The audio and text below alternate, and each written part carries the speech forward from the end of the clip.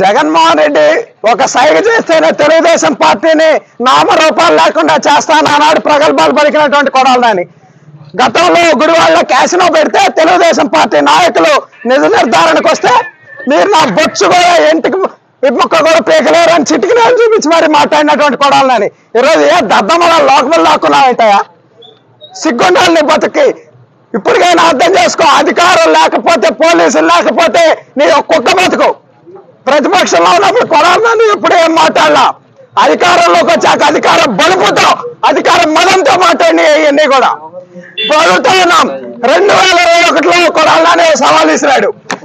Telugu Desam party అధికారంలోకి వచ్చి చంద్రబాబు గారు ముఖ్యమంత్రి అయితే రాజకీయ సన్యాసం తీసుకుంటా అన్నాడు. ఈరోజు అడుగుతా ఉన్నాం కొడాలని రాజకీయ సన్యాసం తీసుకోవడానికి రెడీగా ఉన్నామని అడుగుతా ఉన్నాం. ఇంట్లో దాక్కున్నాడు, పిరిగి పొంత దాక్కున్నట్టు. గుడివాడ ప్రజలు భారీ మెజార్టీతో తెలుగుదేశం పార్టీని గెలిపించారంటే అది నీ మీద ప్రజలకు ఉన్నటువంటి ఒక చేత్కారం అని ఈ సందర్భంగా తెలియజేస్తా ఉన్నాం. ఈ రోజు కొడాలని చెప్తా ఉన్నాం, ఇది ట్రైలర్ మాత్రమే. సినిమా ముందున్న రాజా లోకేష్ గారి ఆధ్వర్యంలో మళ్ళీ అంకుశ సినిమా తీపోతా ఉన్నారు. నిన్నే రామిరెడ్డి గారు పెడతారని కూడా ఈ సందర్భంగా చెప్తా ఉన్నాం.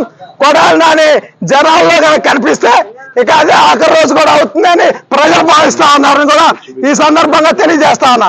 పీకుతా బొచ్చు పీకు రమ్మంటావు కదా, రాబోయేరా బొచ్చు పీకుతారా రండి అన్నావుగా.